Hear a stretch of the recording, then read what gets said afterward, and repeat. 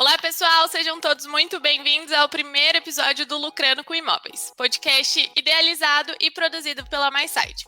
Eu sou a Bárbara Schroeder, editora do portal de conteúdo da MySide, e nesse primeiro episódio a gente vai bater um super papo sobre os diferentes tipos de investimento em imóveis.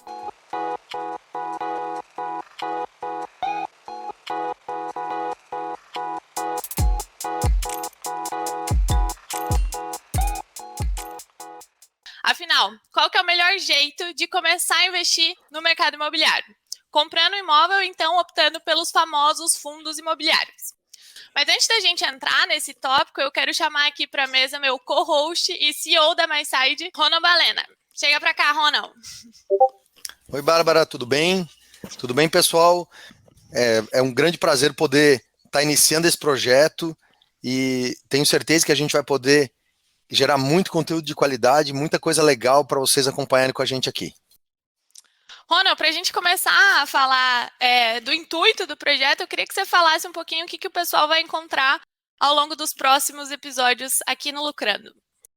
Pessoal, Lucrando com Imóveis nasceu de uma necessidade que a gente percebia na nossa vida cotidiana aqui, atendendo os clientes na MySide, que é trazer conteúdo de qualidade profissional para quem está buscando investir em imóveis, né?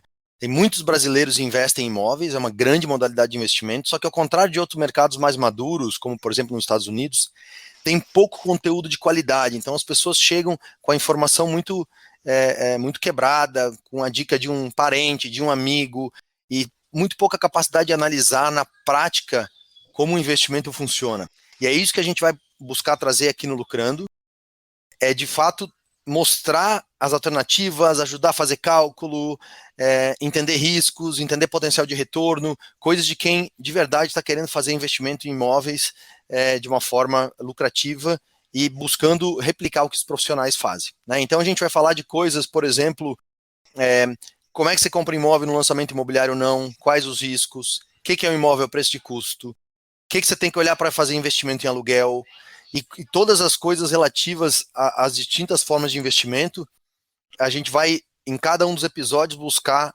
com profundidade, explorar e trazer a nossa visão de qual é a forma que o investidor o que o investidor deve conhecer para poder investir com segurança. É isso aí, Ronald. A ideia é trazer de uma forma simples e prática essa discussão sobre como investir no mercado, né? Acho que seria legal também, Ronald, nesse primeiro episódio, a gente falar um pouquinho sobre a experiência prévia da MySide, sobre a MySide, que foi da onde a gente teve o estopim de, a gente precisa criar uma comunidade para falar isso sem amarras, né? Para a gente conseguir discutir esses temas e criar esse hub para a gente conversar, né? É isso aí. A gente, na MySide, o conceito da MySide é ser o que se chama nos Estados Unidos de Buyer's Agent, ou seja, é um corretor que trabalha do lado do comprador de imóveis, né? No Brasil, a gente tem no Brasil, o mercado atua basicamente com um corretor único, né? Que faz a intermediação e, de alguma forma, tenta trabalhar para os dois lados. Mas, na prática, a gente sabe que isso é muito, muito difícil, porque você acaba sempre tendo que, durante a negociação, quem é do mercado tem muita informação.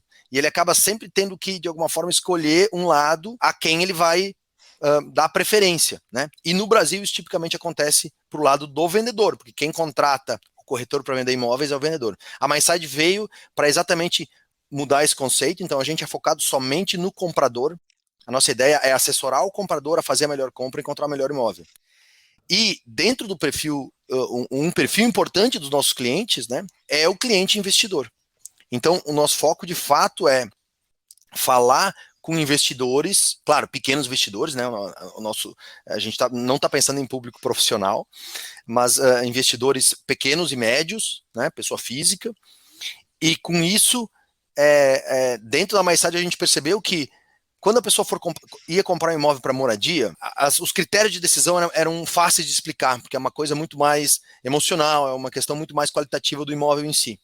Porém, quando a gente estava conversando com clientes investidores, a gente percebe que a informação fica muito difusa e os critérios de decisão que deviam ser bem racionais não são assim. Então, por isso, pela experiência da MySide de atuar como um personal shopper, que é como a gente chama esse corretor que é focado no comprador, na nossa experiência de atuar como personal shopper imobiliário, que surgiu a visão dessa dor que existe das pessoas não entenderem os detalhes técnicos de investimento em imóveis, e é por isso que surgiu o Lucrando, e é por isso que eu espero que a gente possa trazer muita coisa legal para quem está começando ou para quem está navegando nesse oceano de investimento em imóveis.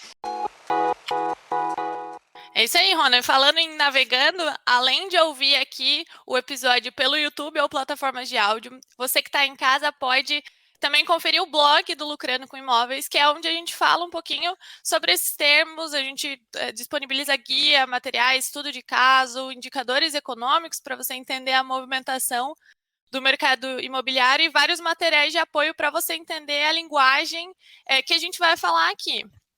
É isso aí. Inclusive, pessoal, é importante falar que a gente vai estar mencionando coisas aqui como Selic, CDI, INCC, IPCA, inflação, enfim, termos que são técnicos do mercado financeiro, não só de imóveis, né, mas de investimentos como um todo, e que a gente vai assumir aqui na conversa que quem está nos ouvindo, quem tá acompanhando a gente conhece esses termos, e caso vocês não conheçam, entrem no nosso blog, tem muito conteúdo de qualidade lá, no último detalhe, e tenho certeza que vocês vão encontrar, se não tudo, a maioria das dúvidas vão estar bem esclarecidas lá.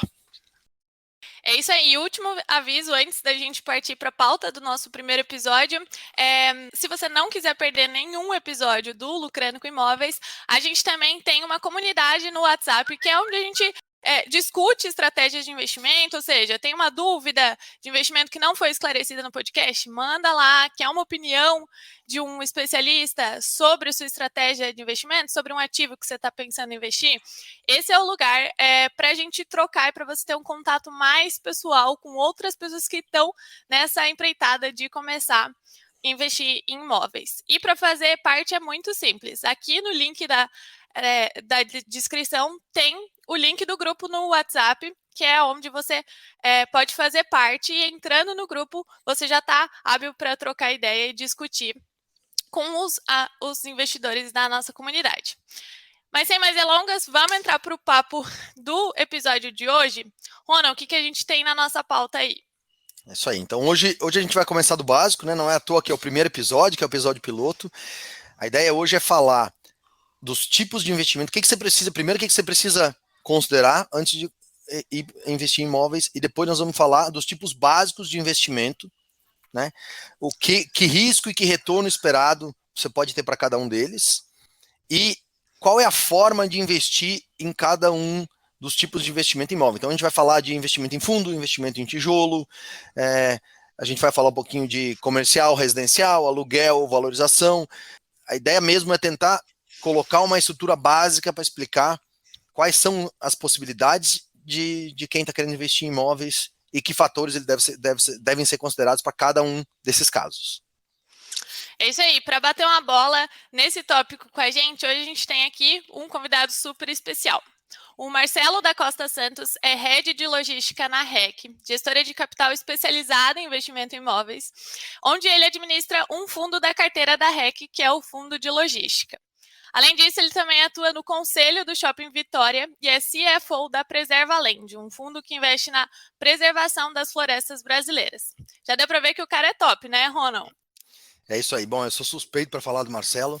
O Marcelo é um grande amigo, um grande apoiador nosso na MySide desde o início. Vocês só viram pelo currículo que a Bárbara mencionou aí que ele conhece tudo do ramo, tem mais de 30 anos de história aí, e o Marcelo tem um negócio muito legal que vocês vão perceber na conversa com ele, que ele junta o conhecimento profundo de mercado financeiro com o conhecimento técnico em imóveis, ou no mercado imobiliário como um todo. E aí a gente vai falar de diferentes formas aqui, mas o Marcelo tem esse conhecimento profundo nos dois segmentos aí, que é uma coisa muito rara no mercado, ter profissionais que entendem das duas áreas com profundidade. Então, e além de tudo, ele é um cara muito bom papo, vocês vão gostar muito de conhecê-lo. Seja bem-vindo, Marcelo. Bora bater um papo sobre imóveis. Obrigado, Rona, obrigado, Bárbara. É um prazer estar aqui com vocês. Bom dia, boa tarde, boa noite. A gente não sabe quando a pessoa vai assistir o episódio, né? Então, espero poder contribuir com essa conversa da melhor forma possível, né? Você sabe que o meu grande defeito é falar demais, então... É isso aí, vai ser bom aqui, vai ser uma boa competição entre eu e o Marcelo, provavelmente a nossa uma hora planejada vão virar 3, mas Eu espero que pelo menos a gente possa trazer muita informação relevante, muita informação legal para o pessoal. Mas, Marcelo, começa falando um pouquinho da sua experiência, como é que você chegou até aqui, quem é você, a Babi já bateu aí o seu currículo, mas acho que é legal você mesmo falar do seu histórico. Como você bem resumiu, eu tenho mais de 30 anos de mercado, dos quais 15 anos no mercado financeiro e 15 no mercado imobiliário, né? Então, eu tenho realmente essa experiência misturada e que uma conversa com a outra, porque o setor imobiliário é um setor que é capital intensivo. Então, o financeiro tem um papel muito preponderante no mundo imobiliário, só que tem pouca gente no mundo imobiliário que realmente entende das duas coisas. Por quê? Porque você geralmente tem pessoas que são financeiras que acabaram de trabalhar na indústria, porque era uma indústria que até 2008, 2010 não atraía capital humano de qualidade. Então, eram empresas familiares, você não conseguia ter um corpo de executivos como a gente tem hoje no mercado imobiliário. E, ao mesmo tempo, quem sempre foi imobiliário geralmente é engenheiro civil, botar o pé na obra, não sabe muito da parte financeira. Então, é muito difícil você mesclar isso. Eu tenho vários profissionais como eu no mercado, mas eu sei que ainda é raro. Não vai ser no futuro, porque não pode ser. Todo mundo tem que ter esses dois conhecimentos para poder operar bem no setor imobiliário.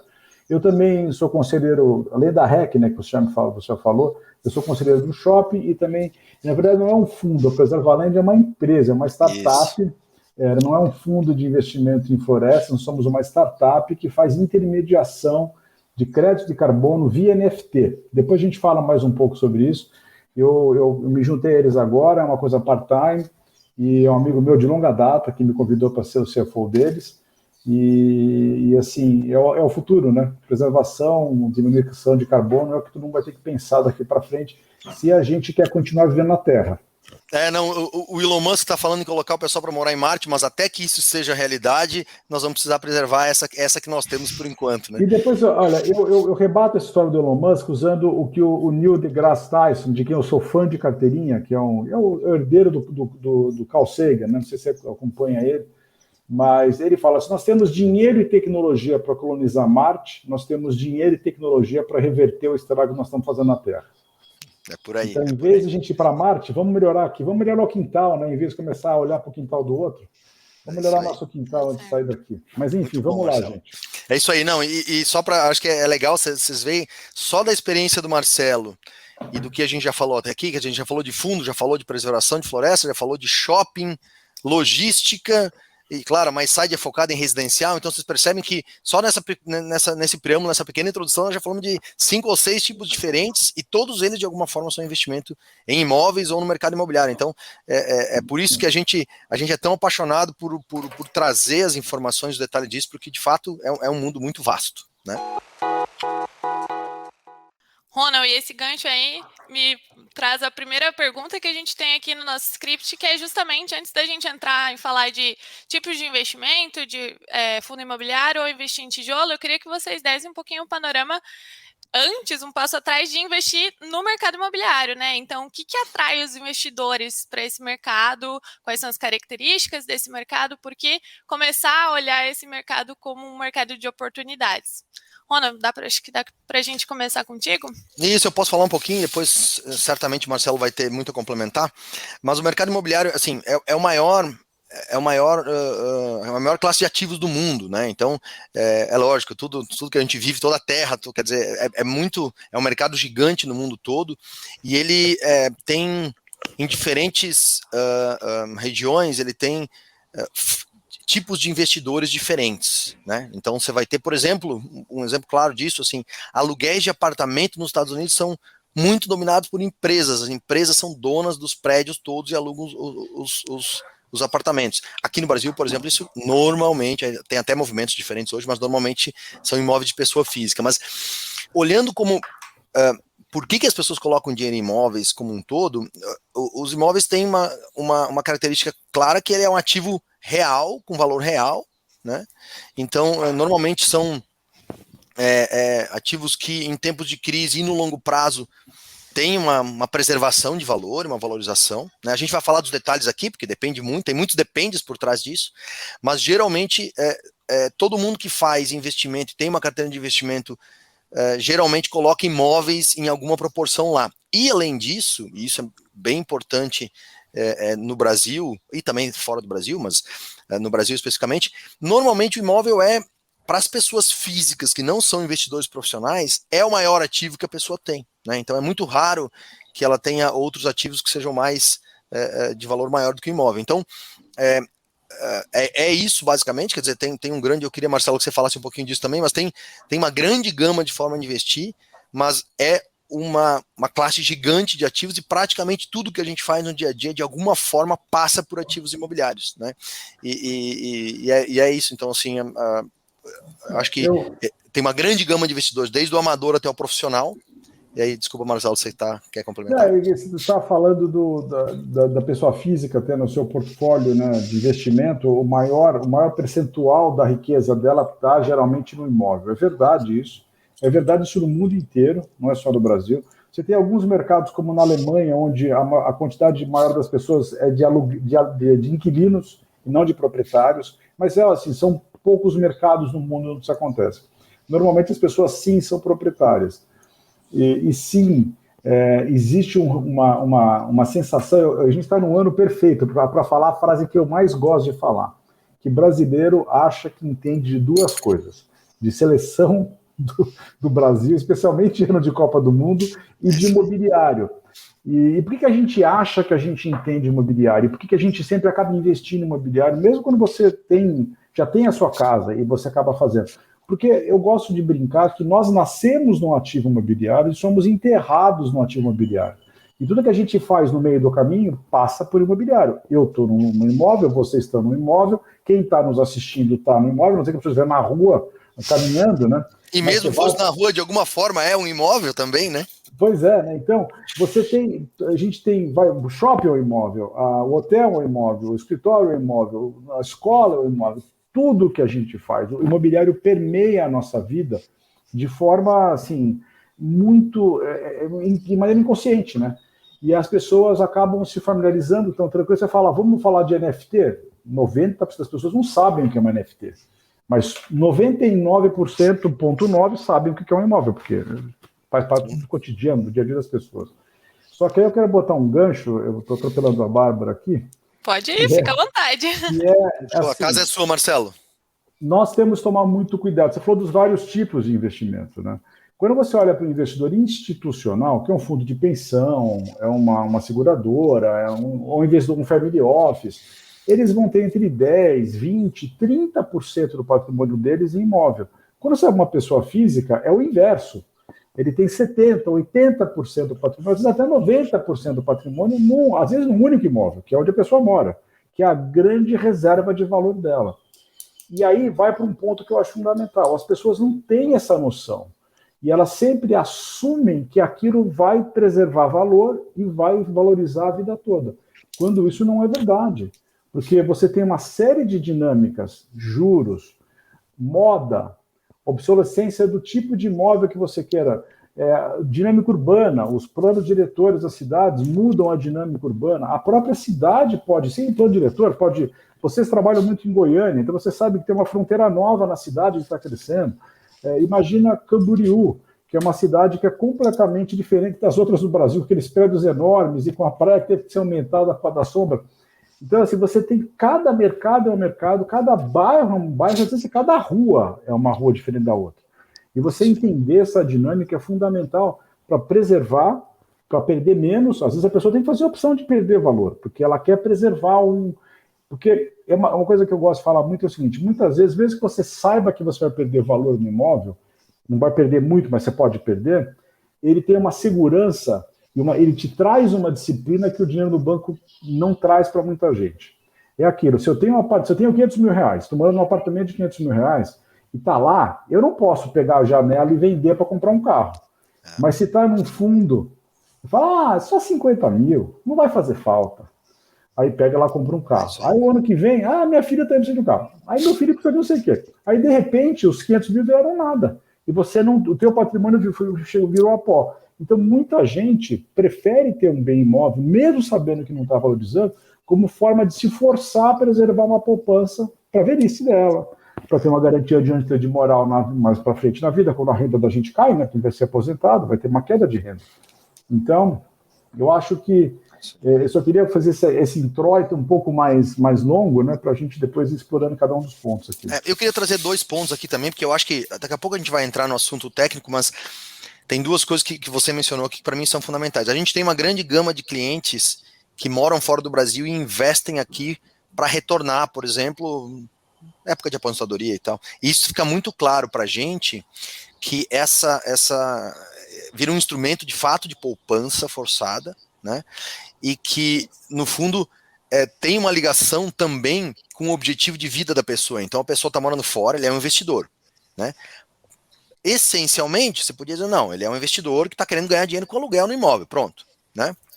Porém, tem uma questão afetiva de que ele quer voltar a morar na cidade fulana, então tem gente com coisa na praia, você falou, a gente atua fundamentalmente na MySide em Goiânia, na região de Goiânia, e na região de Balneário Camboriú, Itapema, Porto Belo, e eu vejo que é uma mistura, porque na verdade a pessoa quer um investimento que seja rentável, quer dizer que o dinheiro dela de alguma forma vai se valorizar e que ela vai ganhar dinheiro com isso, mas ela também tem um valor afetivo pela região, né? Ela pensa em terminar a vida lá, ou pensa em poder voltar e ter um local seu lá. Então, no fundo, e é exatamente esse perfil de público que a gente quer conversar aqui, quer dizer, não é uma avaliação puramente numérica, né, como faz um fundo, como faz qualquer instrumento profissional, porém, a gente deixar de lado os números é um grande erro, porque você vai se frustrar. Então, o segundo ponto que eu queria trazer é um exemplo pessoal meu aqui, né? Eu moro num apartamento hoje que eu acho,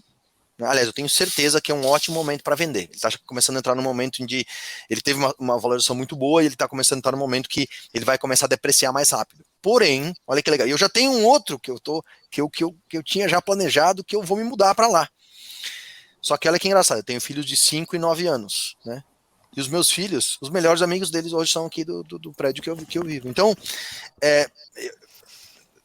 não é um assunto mais vender ou sair desse imóvel, porque, na verdade, o valor que tem para mim, os meus filhos estarem aqui, junto com os melhores amigos, que eles saem aqui, tem 70 apartamentos. Eles somem, eu não sei onde eles estão, até o fim, né? Eu tenho que sair procurando na lista do WhatsApp do grupo do condomínio. Cadê? Alguém sabe do Dudu? Não sei o quê. É desse jeito. Então, você vê como... e é por isso que o Marcelo trouxe esse negócio que todo mundo entende um pouquinho de imóvel, porque na verdade isso permeia muito a nossa vida. E o que eu vejo nos nossos clientes é exatamente isso. Quer dizer, a maioria do tempo a gente tem uma mistura entre questões qualitativas e subjetivas dos imóveis. Quer dizer, o lugar que eu gosto, perto uma região que eu tenho uma boa memória da minha infância, uma memória afetiva de alguma forma, com fatores objetivos do investimento em si, né? Quanto vai valorizar, qual que é o risco de perda, qual que é a hora certa de comprar ou vender, o que é um valor bom de aluguel.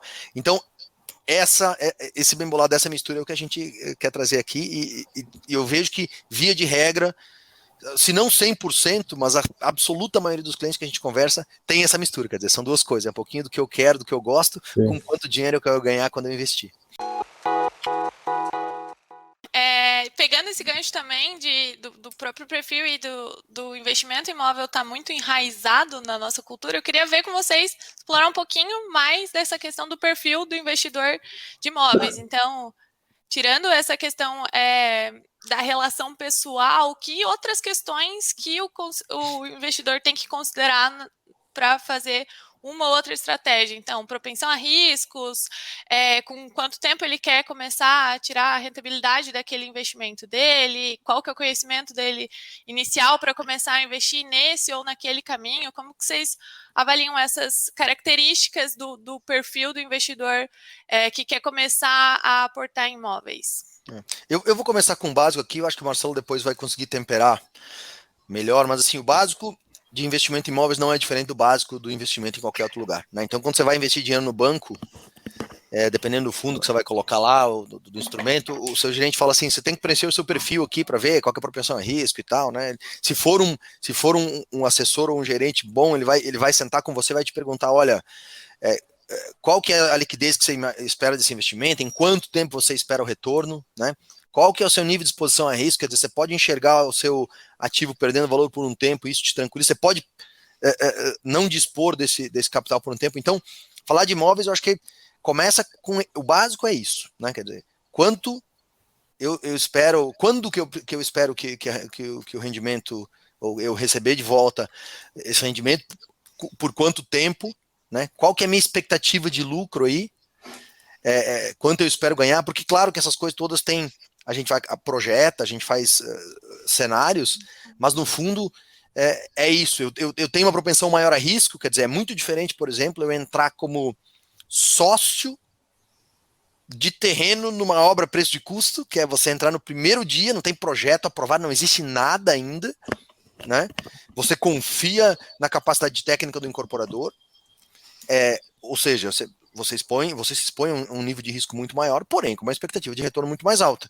É diferente de eu comprar um imóvel pronto para rentabilizar o de aluguel no curto prazo, onde é muito mais seguro, você sabe quando você olha na internet, você sabe quando você vai alugar esse negócio amanhã, e você compra um prédio que já está pronto, já tem matrícula individualizada, tem escritura, tudo certo. Então, o início é isso, quer dizer, qual que é o nível de risco, qual que é o retorno que você espera, qual que é o prazo que você espera esse retorno, de que forma. Acho que esse é o básico, né? E isso não é diferente de qualquer outro tipo de investimento. Eu acho também, Ronald, que você tem um ponto fundamental aqui, que você falou da quantidade de dinheiro. Se, por exemplo, eu tenho 50 mil para investir, o que eu compro de 50 mil de imóveis?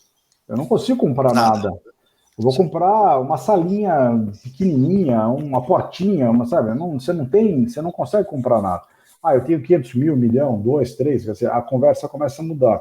Eu acho que nesse aspecto, os fundos imobiliários democratizaram muito a entrada de investidores no mercado imobiliário, porque com R$100, uma pessoa física compra uma cota de um fundo e tem um investimento imobiliário. Ele pode ser um fundo de shopping, de renda, de logística, do que for. Quer dizer, tem N possibilidades e vários tipos de investimento que ele pode fazer com pouco dinheiro, que ele não consegue fazer no imóvel. E eu queria, assim, quando a gente olha para o que a pessoa tem que pensar, ou que ela tem que colocar na tabela de risco dela, não só o tempo, mas o custo de transação, o momento que ela vai entrar no mercado. As pessoas, você falou uma coisa no começo que eu achei crucial. Quando que as pessoas que não entendem de ações investem em ações? Quando a bolsa está no máximo. Em alta, exatamente. Não é que está em alta, quando ela está no máximo. No máximo. Todo mundo, olha, ganhei 100%, porque eu comprei Petrobras há 3 anos. Já foi. Você não vai ganhar de novo. Aí a pessoa sai comprando, e aí ele dá a saída para o profissional. Para o cara que entrou há 3 anos, há 3 meses, dependendo do ciclo do produto, né? Mas, geralmente, a pessoa desavisada é aquela pessoa que vê todo mundo ganhando dinheiro e fala, eu também quero. É o que a gente chama de FOMO na linguagem, você conhece disso, né? O Fear of Missing Out, né? Então, é isso aí. É o FOMO, aquela pessoa que diz, eu vou perder a chance, eu não vou ter como investir, então eu vou comprar essa ação, eu vou comprar esse imóvel. Medo de ficar fora daquele lucro, né? Que é o que exatamente. E aí ele compra um lançamento que não é adequado, no caso residencial, paga caro, já no pico do mercado, ele não olhou o que foi feito naquela região, ele já não viu que já foram lançados 50 apartamentos iguais e que já o 49º já não vendeu, ele está comprando o 50º lá, achando que vai ganhar dinheiro. Então, existe uma necessidade de você olhar o momento do investimento, o volume do investimento e também o seu apetite para risco. É uma combinação de várias coisas. E aí você tem o preconceito positivo de todo mundo achar que entende de imobiliário. E vai um corretor, como você mesmo falou no começo também aqui da sua introdução, que, no fundo, ele está se vendendo como uma pessoa neutra, como uma pessoa que defende os interesses do comprador, quando a gente sabe que ele não está fazendo isso. Eu tenho Cresce, eu trabalhei muitos anos, eu nunca fui corretor de vender apartamento, mas eu era o diretor técnico da empresa, passei pela CUSH, passei pela IG Bank. Então, eu sei como funciona esse mercado, eu sei como é que é a qualificação dos corretores, eu sei como é que eles se portam. E é uma questão de sobrevivência, eu não estou criticando nenhum corretor, é uma questão de sobrevivência dele, ele vai onde está a maneira mais fácil e mais garantida de ele ganhar dinheiro. Então, o que vocês estão fazendo para mim é espetacular. Você está trazendo uma inovação para o mercado e você protege o comprador. Então, isso para mim não tem no Brasil, né? Ou não tinha, até vocês começarem a fazer isso. Então, eu acho que isso é um diferencial muito grande para a gente trazer mais inteligência e mais análise técnica. Porque é um ponto fundamental, que eu sei que a gente vai, eu não sei se eu já posso começar a falar dos fundos imobiliários aqui, né? Que se eu começar, vai acabar da manhã de manhã nossa conversa aqui, mas enfim. Da mesma forma. Deixa eu complementar, eu vou te passar de volta para você começar, porque eu acho que a gente vai começar falando de fundos mesmo, eu acho que é legal. Mas só complementando o que o Marcelo falou, eu também sou corretor, obviamente, né? Eu tenho Cresce em 3 estados do Brasil, e na prática, essa questão do profissional, e que lado está o profissional, é um ponto muito essencial, tá? Não é diferente do movimento que acontece, por exemplo, num banco, né? A minha mãe é aposentada do Banco do Brasil, e ela vendeu muito título de capitalização. Eu digo, mãe, a senhora vai ter que ir para o purgatório para pagar os seus anos de vender título de capitalização, que é um péssimo produto para o cliente, né? E na verdade não é diferente de um corretor que está querendo vender o produto. Nenhum deles está fazendo nada ilegal, mas o incentivo deles é ajudar o chefe deles, né? Ou ajudar o interesse de quem eles estão buscando defender. E no caso lá era o banco. A lealdade dela é com o banco, não é com o correntista. Exatamente. O correntista vai trocar de banco, ela é demitida se ela não cumprir as metas dela. Né? É isso, exatamente isso. Assim como alguém que está trabalhando numa equipe de vendas de uma incorporadora, né, tem metas de venda lá, ele precisa vender aquele apartamento para você. Então, o que a gente busca muito falar é, especialmente para quem é investidor, pessoa física, e a gente vai falar de um monte de coisa complexa aqui hoje, não é para assustar ninguém não, mas é dizer, olha, você precisa olhar e ter um profissional que de fato entenda do mercado, né, e esteja com seu interesse como prioridade principal. Acho que esse é o grande ponto aqui. Mas vamos lá, Marcelão, vamos começar falando de fundo imobiliários, que tipo de fundo que existe, dar uma introdução para o pessoal, porque eu acho que de fato essa é a forma mais fácil, né, menos arriscada de entrar no mercado de imóveis, né? É a foto mais fragmentada, né? Você consegue fazer com uma pulverização absurda do seu investimento. Como eu disse, você pode comprar uma cota até por R$30. Tem fundo que está transacionando na bolsa a R$30. R$30.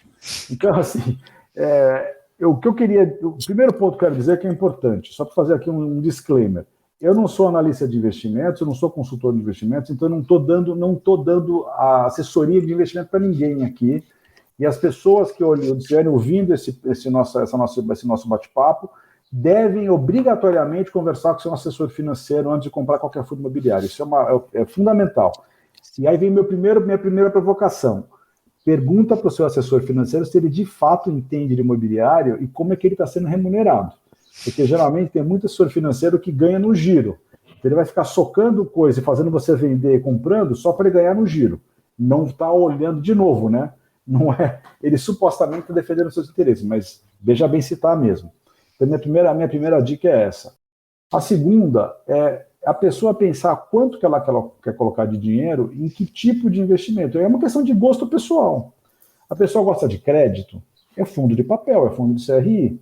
Não, ela gosta de logística, porque acha que logística vai crescer muito, que por exemplo, o fundo que eu gerencio é um fundo de logística. Então eu vou olhar para fundo de logística. O escritório desabou o preço porque veio a pandemia, ninguém sabe onde as pessoas não estão trabalhar mais. Eu estou trabalhando de casa, por exemplo. Eu vou para o escritório uma vez por semana, de vez em quando, né? Agora a gente vai criar uma regra que eu tenho que ir toda semana. Estou pensando, né, em pedir um waiver lá, porque eu adoro trabalhar de casa, eu amo trabalhar de casa. Tem gente que não consegue, tem gente que não pode. Mas, então, aí os aluguéis, a vacância aumentou, os aluguéis caíram, mas será que caíram mesmo? Será que na Faria Lima já não voltaram? Então, entender essa dinâmica e pensar que tipo de fundo que eu vou comprar, e até fundo de desenvolvimento residencial. Sim. Você, né, já houve no passado fundos que estavam sendo transacionados, eu acho que hoje não tem mais nenhum seja aberto ao público, né? Geralmente são fundos fechados. Mas eu acho que tem um pessoal que tem residencial, você vai encontrar também, acho que, por exemplo, a Trinos faz lá, TG Core, então você vai encontrar, tem de tudo um pouco, né? Mas eu não sei se é para qualificado, eu não sei se eu quero aquele da cota, esse tipo de coisa eu não tenho, porque como não é bem o meu mundo, né, eu olho muito mais para fundo de renda, de logística e de escritórios do que de desenvolvimento residencial. Mas, enfim, eu acho que a primeira coisa que eu acho que as pessoas não prestam atenção, e aí eu vou trazer o primeiro termo técnico aqui, é o que a gente chama de cap rate. O que é o cap rate? O cap rate é o capitalization rate, é a taxa de capitalização do fundo, que é o modo como internacionalmente, no mundo inteiro, se avalia imóveis. Há diferenças metodológicas de como é calculado, mas o princípio é o mesmo. É pegar o aluguel daquele imóvel, bruto ou líquido, aqui no Brasil a gente usa o bruto, e dividir pelo valor pelo qual você está comprando o imóvel. Então, para dar um exemplo simples, se eu estou comprando um imóvel de 100 milhões e ele me gera 10 milhões de reais de aluguel por ano, ele está gerando 10% de retorno. 10% é o cap rate do imóvel. Então, a primeira coisa que a pessoa tem que aprender a olhar é qual que é o cap rate dos imóveis daquele fundo que ela vai comprar. E comparar com a taxa de juros. E comparar com a perspectiva futura. Então, se ela está comprando um fundo que está entregando 7, mas os aluguéis estão super... Os juros estão em 13 agora, né? Então, o fundo está entregando 7. Fala, puxa, é um mau negócio. Talvez não. Talvez se a cota estiver depreciada e tiver um potencial de subida de aluguéis, está com muita vacância aquele fundo, ele vai conseguir alugar todos os imóveis nos próximos, 2 anos. Ele talvez esteja comprando uma pechincha. Isso. Aí eu explica isso, Marcelo, por favor, porque eu vou falar depois quando eu falar de tijolo, mas é igualzinho para fundo, né? Tem 2 formas, na verdade, de rentabilização. Uma é o que o fundo te entrega todo mês, como o retorno, que é o retorno do aluguel, por exemplo, e outra é o valor da cota do fundo. Explica esses dois conceitos, por favor. Porque vou dar um exemplo, assim, de novo, usando números, a base 100 para ficar mais fácil das pessoas entenderem. Vamos supor que eu tenho uma cota 100 que me paga R$1 de aluguel por mês. Ele me paga 1% ao mês, certo? Eu comprei a cota por 100, ele paga R$1 por mês. Então, é 1%. Vamos supor que esse R$1 que ele me paga é renda de aluguel que ele está recebendo. Vamos supor que a cota caia para R$50. Por uma questão de mercado. O pessoal está com medo da eleição, os juros subiram, qualquer que seja a razão. E a cota que valia 100, hoje está a 50. Só que o fundo continua entregando R$1 por mês. Qual que é o retorno? É o dobro. Agora, em vez de o cara ganhar 1%, ele ganha 2% sobre o investimento. A pessoa que comprou a cota por 100 lá atrás continua ganhando 1% ao mês. Quem comprou por R$50 está ganhando 2% ao mês. Então, esse entendimento é uma conta matemática simplésima, né? Isso é aritmética básica. É divisão, né? Criança de 5 anos sabe fazer isso. Então, mas as pessoas não fazem essa conta. As pessoas não prestam atenção nisso e não comparam, não olham para o histórico do fundo, não olham para o detalhe do portfólio que tem lá dentro, não olham para a experiência do gestor. O gestor sabe, ele é um cara financeiro ou ele é um cara imobiliário? Se é um fundo de crédito, ele entende de crédito ou ele é um engenheiro de obra que não sabe nada de crédito? Então, a pessoa certa tem que estar no lugar certo. Eu não quero vender meu peixe aqui, o pessoal da REC entende profundamente de crédito. Tem mais de 30, o Moisés tem 40 anos de mercado de crédito. Então, assim, a gente sabe o que está fazendo de crédito, entendeu? Então, não dá para você... agora, eu, Marcelo, sei fazer crédito, eu tenho 15 anos de mercado financeiro. Eu até sei analisar crédito, mas não tão bem quanto eles. Tanto que eu tomo tinta de vez em quando no comitê com as coisas que eu levo. Entendeu? Pô, Marcelo, você não viu? Tomo bola nas costas de vez em quando. É normal, né? Porque eu estou focado mais na parte... Eu sei fazer a parte financeira, mas eu acabo me dedicando muito mais à parte imobiliária. Então, você ter essa mescla nas casas é fundamental para que você vai investir. E se você pensar nas teses, uma coisa que eu acho que é legal trazer para o pessoal quanto aos fundos, eu, por exemplo, já investi num fundo, que eu não vou falar qual é aqui por questões éticas, mas era um fundo, era uma oferta primária, ou seja, o fundo estava abrindo, né? Naquele momento eu entrei na oferta primária, o fundo captou, acho que era quase R$1 bilhão à época, e depois de um ano, mais ou menos, eles devolveram 450 milhões, porque eles não conseguiram alocar. Porque a equipe do fundo era uma tese nova, a equipe do fundo não tinha experiência, superestimou a capacidade de comprar ativos, e eles não foram capazes de comprar os ativos e tiveram que devolver o dinheiro. Não preciso dizer que foi uma catástrofe a performance do fundo como um todo. Mas você vê como o fundo imobiliário é uma coisa bem específica. Então, entender que tipo de fundo, né? E o que ele tá. Quem são as pessoas que estão investindo naquilo é muito importante, porque essas características, no final das contas, você está entrando como sócio, né? Você é um dos sócios daquele ativo que está lá na ponta, ou se for um fundo de papel, daquela gestora financeira, né? Então, isso é uma coisa que as pessoas às vezes não têm muito claro, elas pensam que fundo imobiliário é fundo imobiliário. Mas na verdade não é, né? Dependendo de que tipo de fundo eles apostam em coisas absolutamente diferentes, né? A gente vai falar um pouquinho depois de... Existem fundos hoje de terras agrícolas, por exemplo, né? Sim. Que é um negócio super específico, né? Então, eu acho que essa questão de entender o fundo pelo detalhe dele é uma coisa que não é óbvio para todo mundo, né? O que está por trás, você tem que ler o prospecto, entender com o seu assessor financeiro, conhecer a gestora do fundo. Muitos assessores financeiros, ou muitas gestoras, inclusive, têm lives uma vez por mês para que o pessoal possa conhecer a opinião e o que pensa o gestor, né? Então, é isso, assim, para entrar num fundo imobiliário é importante que você entenda o que está dentro daquele fundo, porque no fundo você está comprando um pedacinho daquilo que está lá dentro. Sim. Né? Acho que só para dar um pouco mais de cor ao que você está dizendo, para dar um exemplo muito óbvio que todo mundo conhece. No Brasil inteiro, todo mundo sabe que é a Faria Lima. Todo mundo sabe que a Faria Lima é o endereço mais desejado e que esgotou. Você não tem mais como construir grandes, tem mais um ou outro terreno ali, mas acabou, não tem mais construir. E se eu sou uma empresa top e eu quero mostrar para o mercado como uma empresa top, eu preciso estar na Faria Lima. Então, se eu vou comprar um fundo que está na Faria Lima, qual que é o risco que eu tenho? É baixo. É como eu comprar um título da dívida do governo americano, ou do governo versus comprar uma dívida do governo sei lá, de um país latino-americano, um país emergente, né? Então, é a mesma coisa aqui. Se você pensar em termos de fazer uma comparação, a Faria Lima é o melhor mercado de escritórios do Brasil, talvez da América Latina. E se você vai comprar um prédio em outro mercado, vai comprar um prédio em Recife. Tem escritório em Recife? Tem, mas é um mercado muito menor, é um mercado muito menos líquido, tem outra dinâmica. Então você tem que saber o que você está comprando. Você gosta de escritório, mas e na verdade o que as pessoas não se atentam é o risco-retorno de comprar alguma coisa na Faria Lima é muito mais baixo que comprar fora da Faria Lima. Então, na teoria, a cota deveria refletir isso. E o retorno que a cota paga também. Só que muitas vezes a gente não vê isso, porque a pessoa entra como boiada, né? Tem um fundo legal que estão fazendo, que todo mundo comprando. Não sabe o que tem, não sabe qual é o risco, não sabe qual é o retorno, não sabe a capacidade dos gestores e acaba fazendo besteira, obviamente. Tem um caso clássico, né, Marcelo? Conta, eu acho que foi você que me falou que era um fundo que era feito para ser um prédio que a Petrobras iria alugar na Bacia de Santos, não foi? Depois a Petrobras cancelou e o fundo tinha o ativo. Esse fundo é um fundo que está na Bolsa, é um fundo de Macaé, um prédio da Petrobras, que a Petrobras devolveu e está lá. Que é outra coisa, as pessoas têm que olhar, vou comprar monoativo, vou comprar um fundo de multiativos, vou comprar um fundo de gestão passiva, gestão ativa. Você tem vários tipos de fundo e vários tipos de risco, né?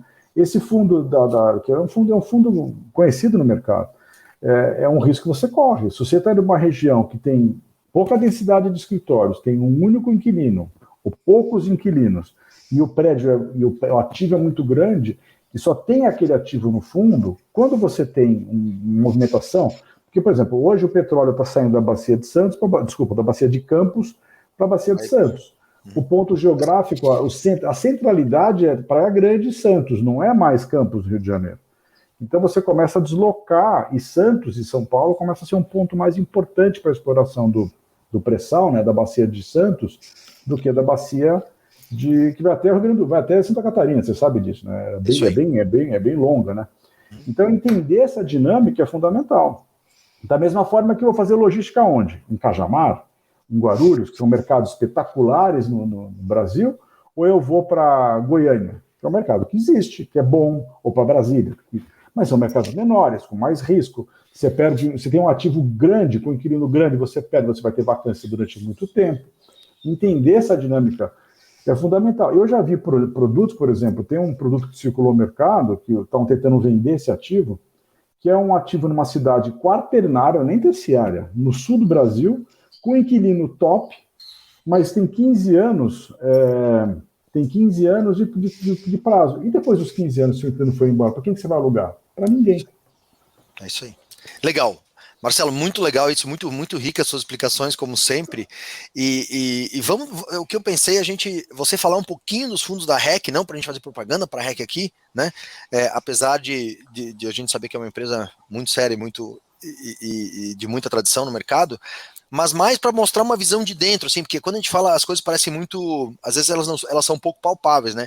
Você fala, olha, por exemplo, na REC a gente tem esse fundo, cada uma classe, só para a gente entender, para que a pessoa possa materializar esses conceitos que a gente está conversando aqui. Nós temos, a REC é uma casa que tem, em 2015, né, está 7 anos já, eu estou lá há 2 anos, estou indo para o 3º ano, comecei no começo de 2020, final de janeiro de 20, nós temos hoje um fundo de papel, fundo de CRI, que é o nosso maior fundo, que é o REC-R, e ele investe basicamente em dívida que tem como lastro os imóveis. Todo fundo de CRI é isso, é um fundo de crédito. Então, você tem que olhar para a capacidade dos gestores ou da equipe que está por trás do fundo em analisar crédito, em saber montar o portfólio, fazer distribuição, alocação de indexadores e tudo mais. O segundo fundo que nós temos é o RECT, que é um fundo que nasceu como um fundo de lajes corporativas e hoje expandiu o escopo dele para renda urbana. Então, ele não está investindo, porque o mercado está fechado para fundo de tijolo, né? É uma coisa que eu até posso falar um pouquinho, se vocês quiserem.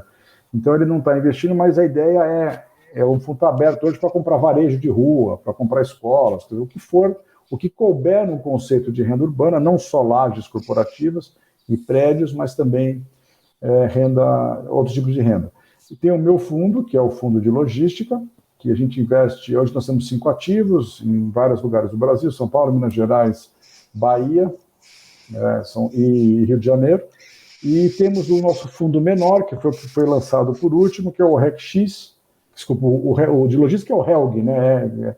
O RECX é o fundo de fundos, que eu acho que vai acabar tendo que mudar de perfil, porque a indústria de fundos no Brasil vai ter que se reinventar, na minha opinião, e já está caminhando para virar um fundo multimercado que investe em imobiliário.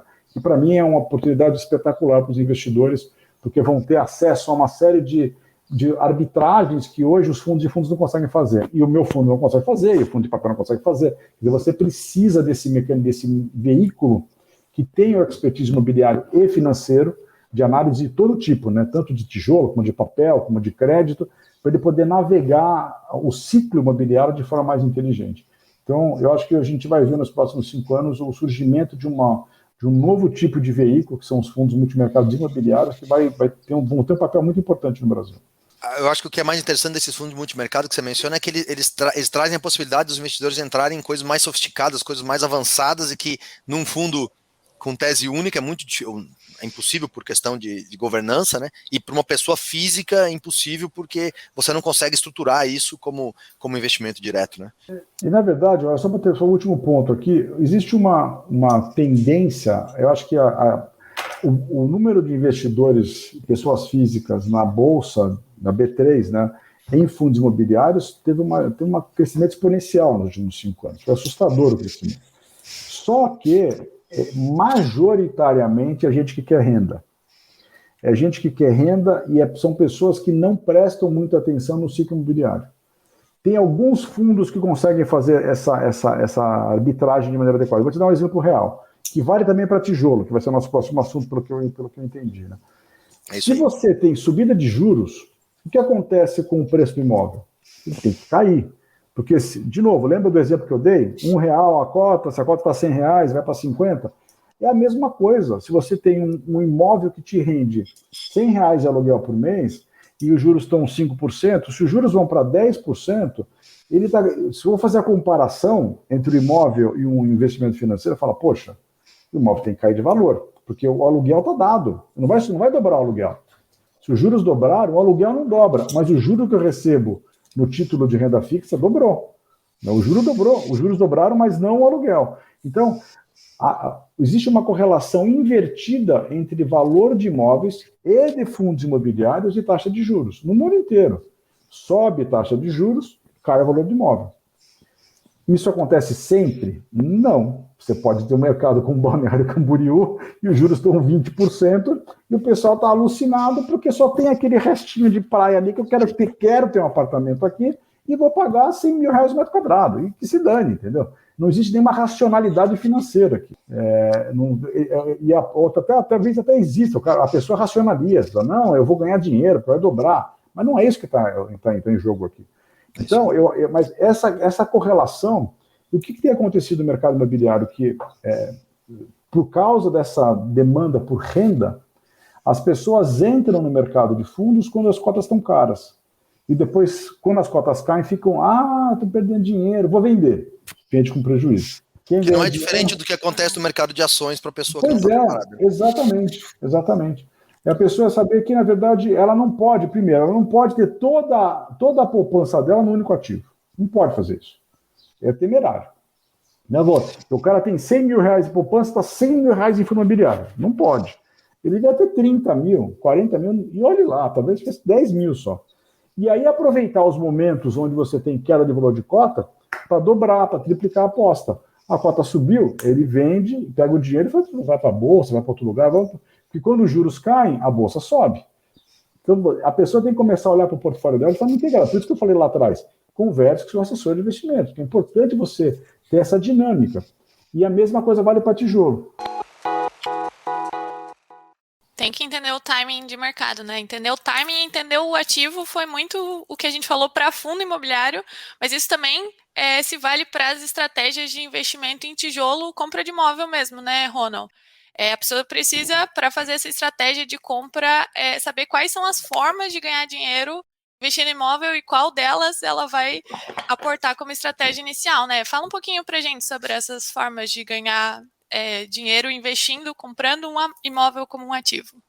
Legal. Eu vou falar um pouquinho de investimento aqui em imóveis. Naturalmente, eu vou sempre estar trazendo cores em relação à minha experiência principal, que é de imóveis residenciais na MySide, porém vou tentar falar de uma forma mais geral, né? E aí eu acho que é bem legal falar um pouquinho complementar o que o Marcelo falou aí.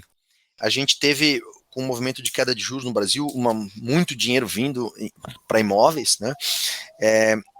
E aí criou-se toda essa classe de investidores amadores, digamos assim, e que entram muitas vezes buscando renda, muitas vezes buscando valorização, e na maioria das vezes não entendendo bem a diferença entre essas coisas. Então, toda vez que a gente vai falar com alguém que está buscando investimento, a primeira coisa que tem que ser colocada, na minha visão, é ver que tipo de retorno você está esperando do imóvel, né? E assim, de uma forma bem simples, né? Bem simples, a gente tem 3 formas gerais de você ganhar dinheiro com imóveis com tijolo, né? A primeira delas é comprar para ter o retorno com aluguel, né? E claro que esse imóvel também tem valorização, mas de qualquer forma, assim, o objetivo principal é a renda com aluguel. A segunda forma é para ter uma valorização no imóvel, né? Ou seja, eu compro por 10, vendo por 20, ganhei 10. Compro por 10, vendo por 12, ganhei 2. Né? E a terceira, que é um negócio que no Brasil ainda não é muito grande, mas nos Estados Unidos, especialmente, é um big business aí que eles falam, que é o tal do iBuyer, que é comprar, reformar e vender. Quer dizer, só que aí você vê que é uma operação de construção quase, que eu compro um negócio, melhoro ele, faço ficar um perfil melhor e vendo e ganho nesse lucro, tem um custo e tal. Que é quase uma construção, né? Não é muito diferente de pegar e construir, comprar um terreno e construir em cima dele. Então, assim, a primeira coisa é olhar para isso, quer dizer, o que eu espero com esse imóvel? E aí, e eu vou simplificar aqui, vou dar meus exemplos muito no residencial, quem sabe o Marcelo traga outras coisas, mas e depois nós vamos falar das mais exóticas, aqui tem algumas categorias um pouco mais exóticas, mas isso vale meio que para tudo. Dependendo da forma que você está querendo ter com o seu imóvel, você precisa analisar ele sob aquela perspectiva. Então, por exemplo, eu vou fazer uma compra de imóvel para renda de aluguel. Tipicamente, há categorias de imóveis que são adequadas e próprias para aluguel. Então, você está numa região onde tem muito público itinerante, ou seja, perto de universidades, onde o pessoal geralmente só aluga apartamentos. Região de praia, onde você tem os aluguéis de temporada. Regiões onde tem um grande movimento de turismo urbano, executivo, etc., onde você pode ganhar dinheiro com Airbnb, com imóveis pequenos. Então, tem um certo perfil de imóveis que, via de regra, para os imóveis residenciais, é o imóvel menor, em que imóveis menores, muito bem localizados, em áreas que quem vai utilizá-los é uma pessoa com um perfil mais jovem, mais dinâmico, que não está ainda fincando raiz, né? Ao passo que se for para um imóvel que é muito mais um imóvel de família, que as pessoas geralmente compram para alugar, é um imóvel que tipicamente depois tem vários poréns aí, tá, gente? Tem que analisar sempre o caso específico, mas é tipicamente um imóvel que tem uma rentabilidade de aluguel mais baixa. Então você fala que o imóvel, se a rentabilidade média de aluguel no Brasil razoável aí é 0,5% ao mês, né? Razoável mais ou menos. Se você conseguir esticar o negócio até lá 0,7, 0,8, 0,9, quer dizer que você está numa classe muito boa de aluguel, ao passo que se você tiver lá com 0,3, você está num aluguel ruim, né? Só que a forma, o tipo do imóvel que você tem que comprar para rentabilidade de aluguel é muito específico. Quando você olha para investimento de valorização, é um jogo completamente distinto, né? Por quê? Porque lá você está olhando para você vai fazer uma aposta no desenvolvimento daquele conceito que aquele imóvel está carregando, né? Então, por exemplo, eu vou fazer eu vou comprar um imóvel, por exemplo, a gente atua em Balneário Camboriú, como eu falei, região, e Balneário Camboriú tem metros quadrados muito caros, né? Depende do lançamento, você está falando de mais de 100 mil reais um metro quadrado, que é uma coisa incrível de falar. Pensa que um imóvel de alto padrão num lugar normal, você está falando de 10, 12, talvez 15 mil, Balneário Camboriú tem coisa de 100 mil, que é uma loucura. Mas então você tem Balneário Camboriú lá que tem um metro quadrado super alto e tal. Tem uma cidade próxima que é vizinha, que é Itapema, e uma outra vizinha de Itapema que é Porto Belo. E lá é uma zona que está se desenvolvendo, seguindo o modelo de Balneário Camboriú. Então, se você está apostando que as melhorias que Itapema, você conhece o plano de infraestrutura do desenvolvimento de infraestrutura da prefeitura, você entende que Itapema está se desenvolvendo, vai largar a praia, que aliás é verdade, vai largar a praia daqui a pouco, você vai lá e compra um imóvel para valorização lá, porque você espera que os movimentos que a cidade está fazendo nos próximos anos vai te levar a um valor futuro. Você está apostando naquilo. Valorização é muito isso, é olhar um pouquinho para frente e dizer, esse imóvel que hoje vale tanto, vai valer mais lá na frente.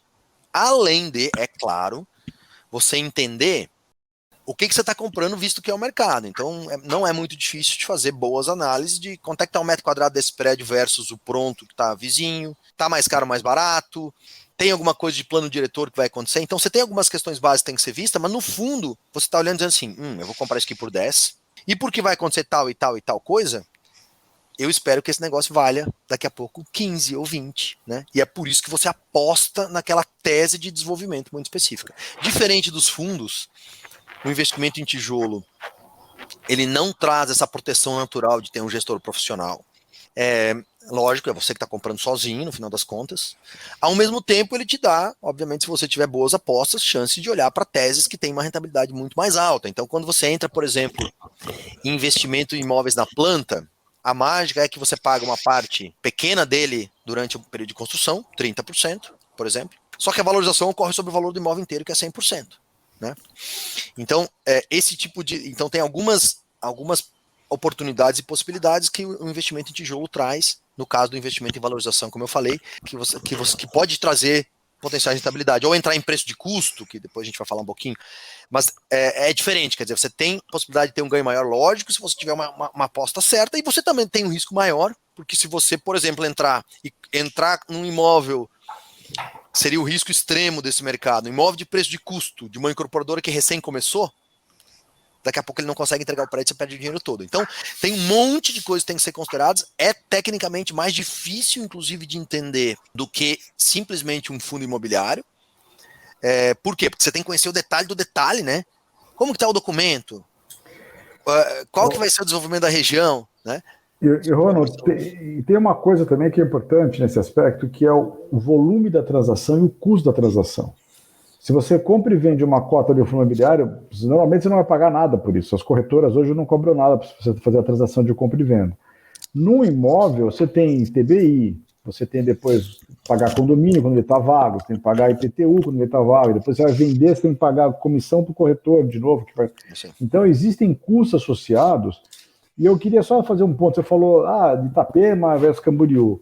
Eu acho que o que acontece normalmente, e aí esse é o risco que os investidores correm, é a pessoa chegar lá para ele e falar assim, olha, o lançamento em Camboriú está 100 mil, então você vai comprar isso aqui por 80, você vai ganhar dinheiro, quando na verdade ele vai comprando por 30, ou por 20, ou por 10, porque o risco de não dar certo é muito grande. E as pessoas não fazem essa conta, eu estou usando números exagerados, só para fazer o ponto, né? As pessoas não fazem essa conta de olhar e pensar, e se não acontecer no ritmo? Porque o que geralmente é ofertado para elas é o pico do mercado, numa coisa que o ganho dela vai ser medíocre se tudo der certo, porque ele não está representando os interesses do comprador de verdade. Esse era o ponto fundamental. E eu estou dizendo por quê? Porque, por curiosidade, eu tenho, 6 mil contatos no LinkedIn, e vira e mexe aparecem corretores que me adicionam. Ato contínuo, ele veio me oferecer uma oportunidade e está escrito, o cara é louco de botar isso num papel, 70% de ganho. Eu até respondi, você me manda isso por escrito, num papel assinado? Porque aí eu vou investir, e se não der, eu vou te quebrar. Eu vou te processar, eu vou sair à falência. Porque você está me prometendo uma coisa, isso é ilegal, não pode fazer isso. E a CVM não regula esse tipo de coisa, porque se eu fizesse no mundo do mercado de ações, eu vou preso. No mercado imobiliário você não tem isso. É isso aí, é isso aí. E eu acho que isso é uma coisa muito ruim do que tem nesse mercado, que as pessoas têm essa visão errada, ou essa visão negativa, negativa do corretor, porque é muito isso, ele está te vendendo uma coisa imperdível e sem menor chance de dar errado e que vai dar um lucro absurdo. Então, olha que legal isso, a gente olhar, não há de fato investimentos. Essa semana nós tivemos uma transação aqui, que foi um investimento numa região muito específica de Itapema aí, que é um pé na areia de verdade, onde a pessoa, né, desce do prédio e pisa na areia mesmo, não tem nem rua, nada na frente. E é engraçado porque a gente pegou e eu fui fazer a trilha da documentação toda para trás para garantir que tá tudo certo no imóvel e tal, e aí a gente viu os contratos do primeiro, é uma cadeia de duas pessoas que venderam, e eu vi os primeiros contratos, e de fato ali é um imóvel que entrou na mão do investidor inicial por 1,7 milhão, está sendo vendido agora, e 6 anos depois, está sendo vendido por 4,3 milhões.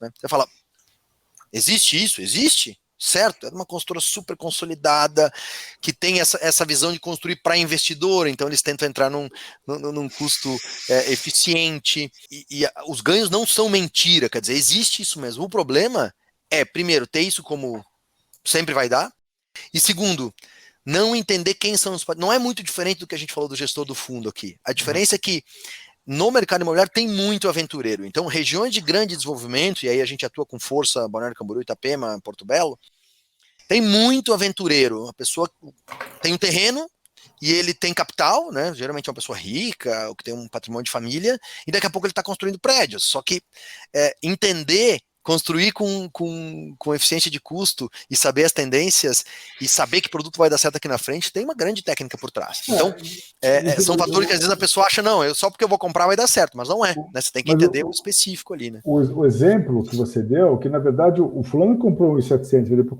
e por 4.300, você falou, né? Isso. Por 4.700.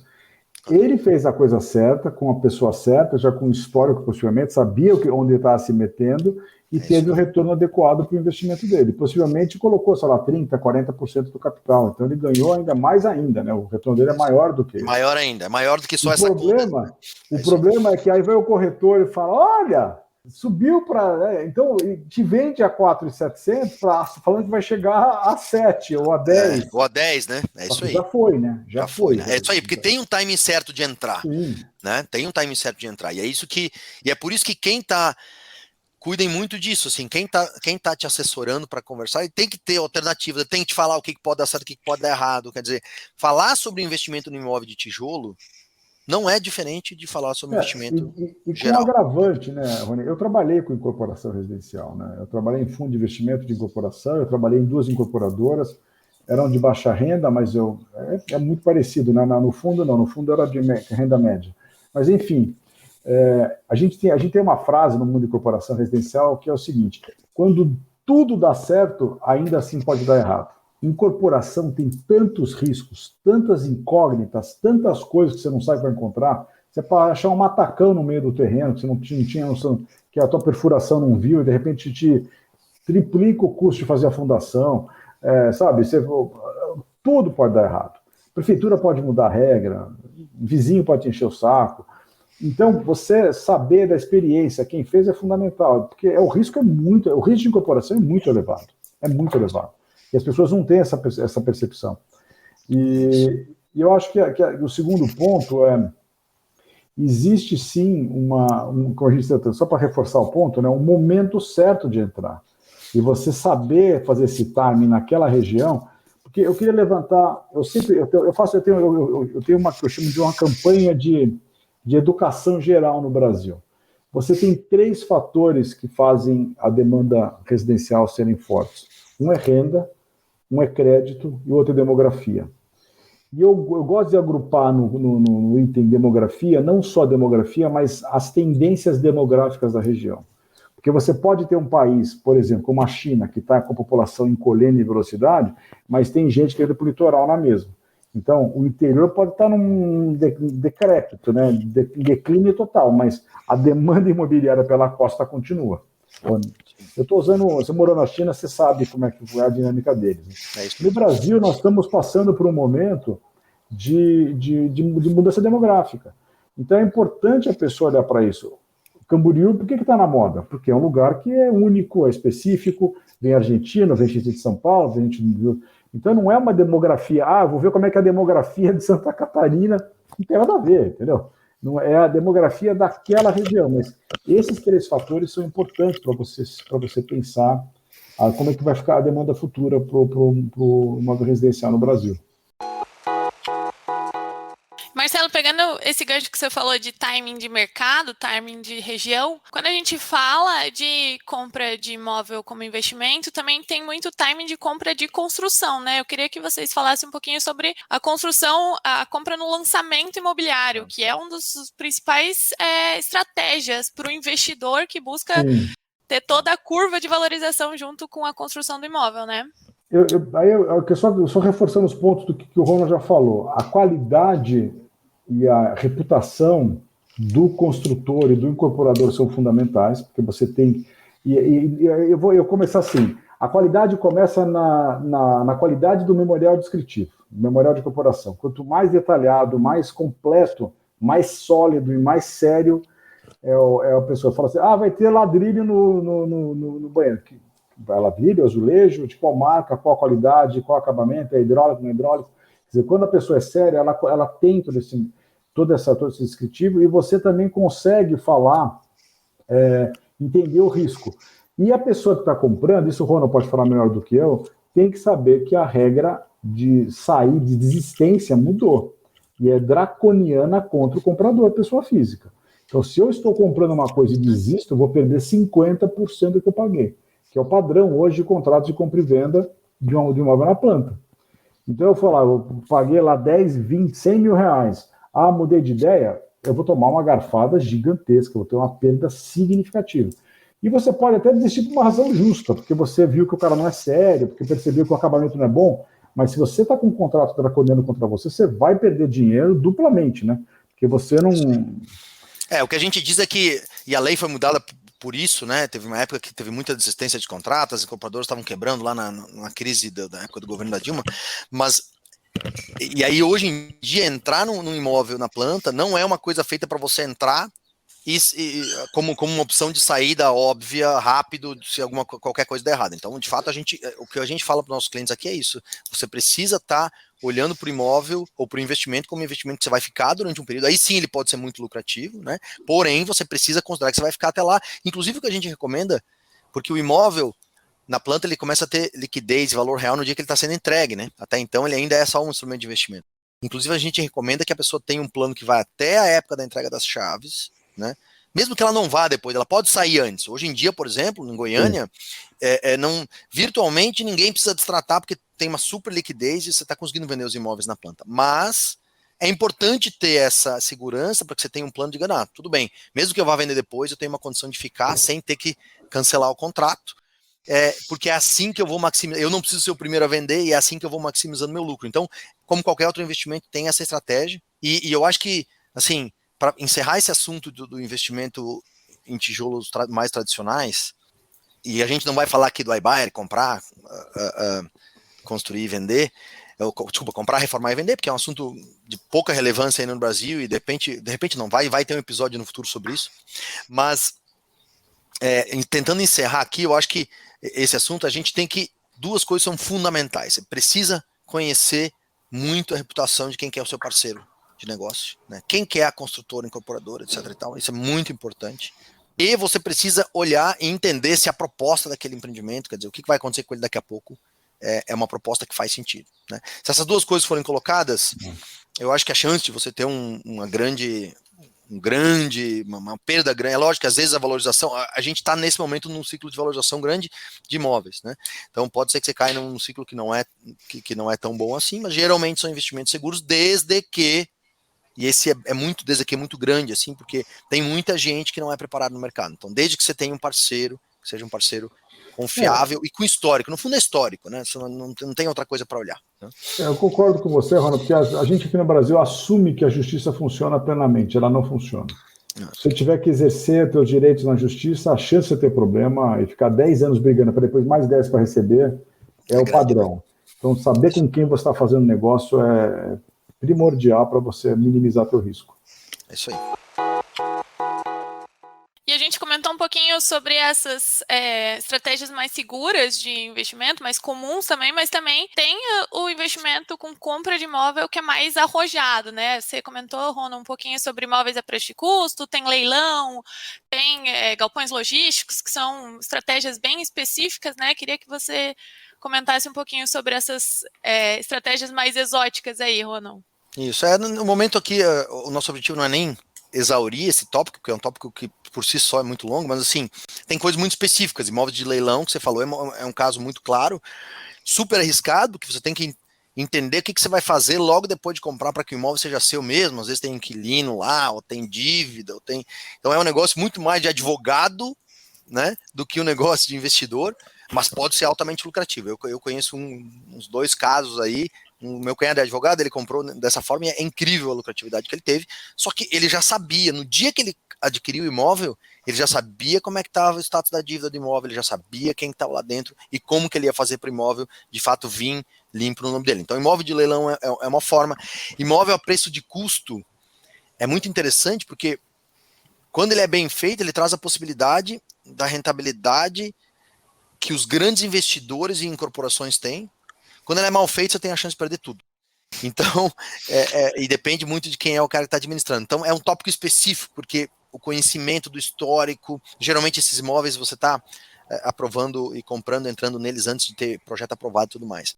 Galpões logísticos, coisas desse tipo, são menos, não é foco de pessoa física, normalmente você entra com eles pelos fundos, né, que o Marcelo já mencionou bastante, mas você vê como é legal que você tem todo um segmento ainda que é, por exemplo, área agrícola, né, se fez as terras no Brasil, com o fato do Brasil hoje ser o maior produtor de soja do mundo, transformou regiões, enriqueceu muita gente, porque as áreas agrícolas de boa qualidade cresceram muito de valor, né?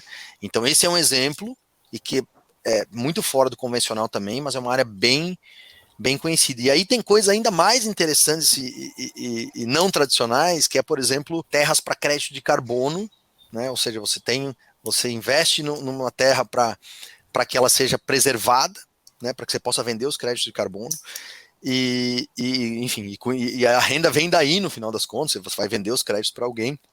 Eu queria chamar o Marcelo novamente para isso, porque o Marcelo, como vocês viram, de fato é um cara muito heterogêneo, que trabalha em várias áreas, e ele tem, né, Marcelo, uma participação hoje de uma empresa que é focada em venda de crédito de carbono.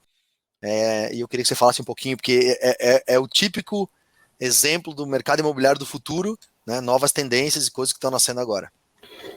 Eu só para deixar claro aqui, pessoal, eu tenho, né, além do shopping, que vocês falaram também, que eu sou conselheiro do próprio fundo Helg, que eu administro, eu acabei de me juntar a um amigo de longa data que precisava de um diretor financeiro para uma startup, que é a Preserva Land, é preserva.land, o nosso site, e é uma proposta muito interessante de você monetizar reservas voluntárias de proprietários rurais brasileiros, ou proprietários de floresta brasileiros. Você pode ter gente que compra floresta também, né? A gente ouve, especialmente nos últimos anos, a gente tem ouvido falar muito mal do Brasil, ambiental, não sei o quê, mas de verdade, o nosso Código Florestal é espetacular. E ele exige que você tenha 20% de reserva legal. Muita gente tem mais do que 20%, muita gente não tem os 20%. Então, como é que a gente pensou em fazer aqui, Ronald e Bárbara, só para vocês entenderem? É um mercado que precisa de alguém que intermedie, que faça junte as duas pontas, faça essa intermediação.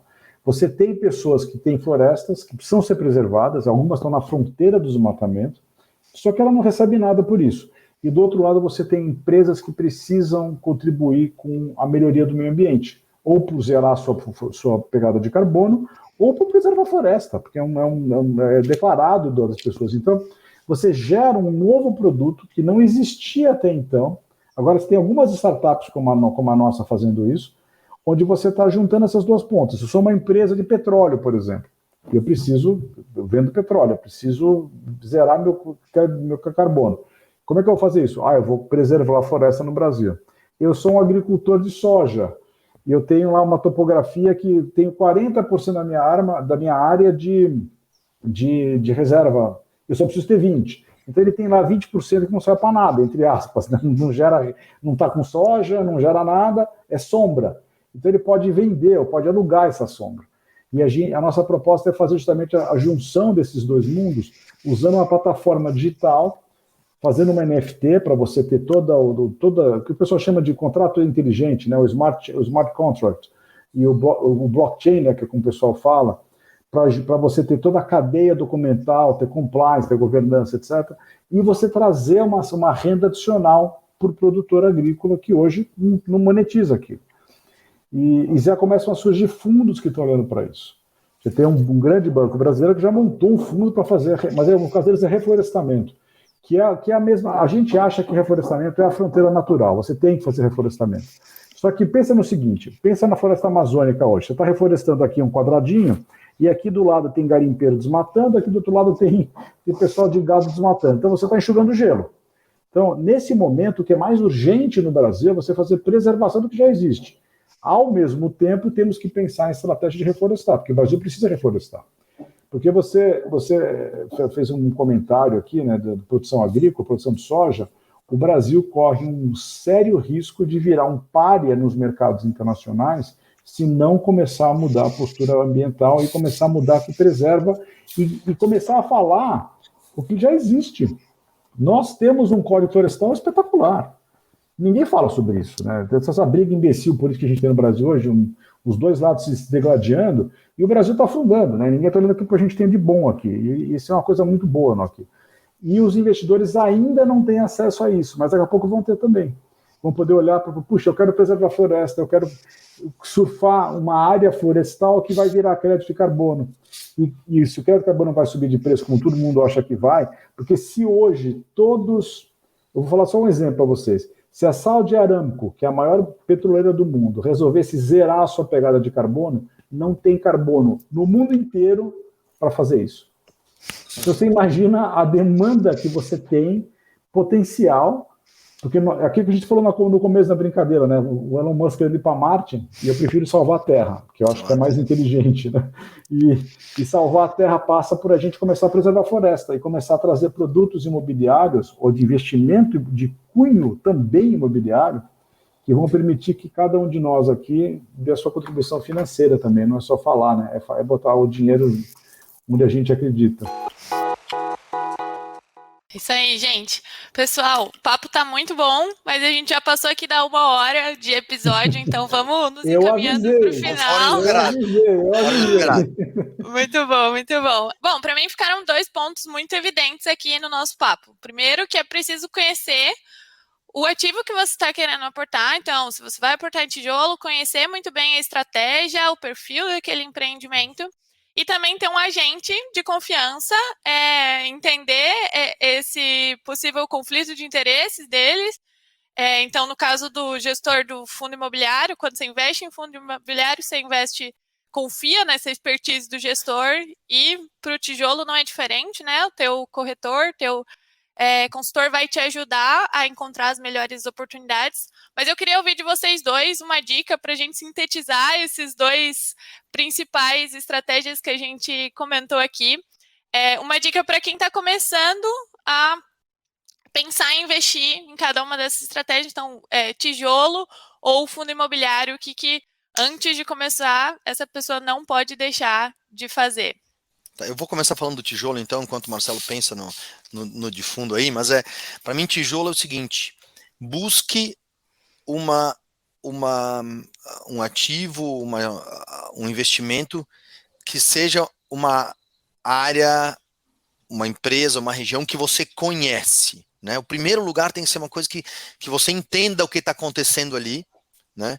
Então, eu moro, por exemplo, aqui em Florianópolis, eu não vou investir numa casa em Miami como primeiro investimento, a não ser que eu conheça lá do mercado de Miami alguma coisa. Então, não seguir simplesmente, alguém me falou que isso aqui pode ser muito lucrativo, porque isso geralmente não existe dinheiro fácil em lugar nenhum, né? E sim seguir, eu entendo, eu vi o que acontece aqui, eu estou vendo o que está acontecendo, e eu conheço que essa região será uma boa região, eu entendo que esse tipo de empreendimento aqui funciona, eu entendo que aquela incorporadora é uma boa incorporadora. Então, busque começando com alguma coisa que você de fato tem um entendimento bom e um domínio. Que aí a gente, por exemplo, se a gente estiver conversando com vocês na MySide, vai te explicar a matemática da coisa, vai te dar os detalhes, mas quando você estiver conversando com o profissional, você vai entender o que ele está falando e vai saber se aquilo tem consistência ou não. Eu gosto certas vezes, certas horas, eu gosto de chocar as pessoas, sendo dramático, né? Então, eu vou ser dramático, falar o seguinte: se você acredita que imóvel é uma proteção natural à inflação, saiba que dos 5 ativos que eu comprei para o fundo, 4 eu comprei abaixo de reposição. Isto é, custaria mais caro construir o imóvel agora do que eu paguei por ele. Então, se imóvel fosse garantia de proteção contra a inflação, isso nunca aconteceria. E acontece o tempo todo. Então, como é que você evita isso? Aí eu falo, pegando o gancho do Ronald, falando com um profissional, entendendo o que você está fazendo, olhando para quem que está fazendo a gestão do seu dinheiro. E, de novo, imóvel, sim, é extraordinariamente regional. Mesmo fundos de logística, de escritórios, se eu não conheço o mercado X daquela cidade Y, eu não vou entrar naquele mercado, senão eu vou perder dinheiro. Então, sempre tem um gestor que tem essa noção e que vai fazer isso. E você tem que ter acesso, o investidor tem que ter assessoria profissional para saber quando comprar, quando vender, ou saber que sim, ele vai perder um pouco de dinheiro, mas ele quer morar naquele prédio onde os filhos dele podem entrar e sumir lá, brincar com os amiguinhos e brincar na piscina e tudo mais.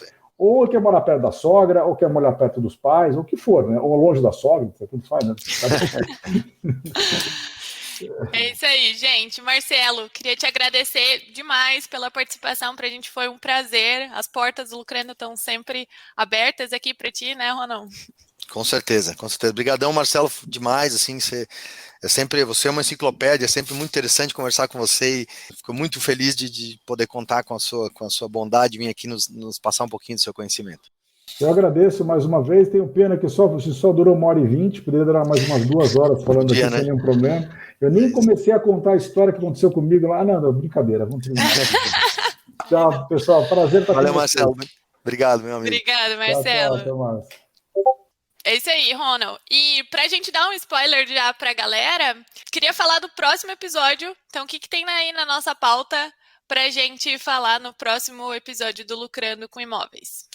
Pessoal, no próximo papo a gente vai aprofundar numa modalidade muito comum para investimento em tijolos, né, que é o imóvel na planta, e aí falar especificamente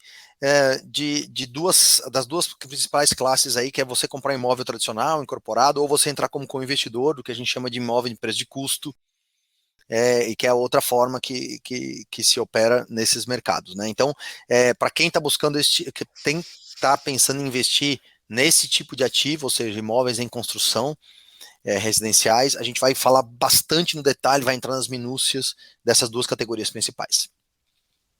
Aí ainda tem muita coisa boa para vir aqui no Lucrando com Imóveis e vou dar mais um lembrete, então se você não quiser perder nenhum episódio do Lucrando, já se inscreve, já entra no nosso grupo do WhatsApp para tirar dúvidas, para continuar o papo a partir dessa nossa conversa inicial. Queria agradecer você também, meu co-host, pelo papo, muito bom hoje. É isso aí, obrigado, Babi, obrigado, pessoal, e assim, nós prometemos, nós não vamos mandar spam nesse grupo, é de fato para discutir, para tirar dúvidas diretas e para falar, obviamente, das conversas que a gente vai ter aqui no Lucrando com Imóveis. Obrigado, pessoal, foi um grande prazer e até a próxima, um abraço. É isso aí, tchau, tchau, até o próximo.